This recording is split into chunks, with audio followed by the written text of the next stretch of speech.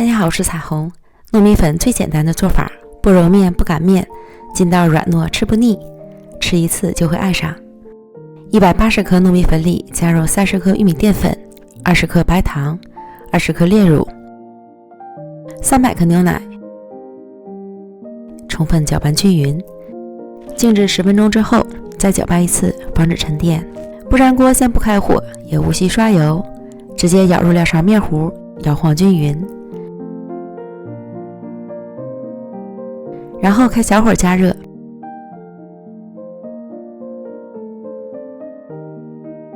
煎至饼皮变色并且鼓泡了，翻面。放上适量红薯泥或豆沙泥，再像这样折叠起来。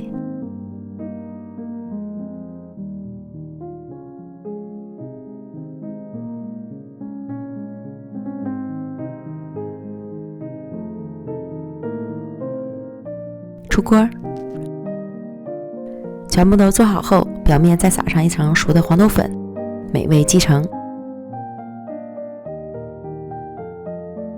软软糯糯的，馅儿大皮薄，吃起来筋道不粘牙，搭配香甜的红薯泥，真是越吃越爱吃。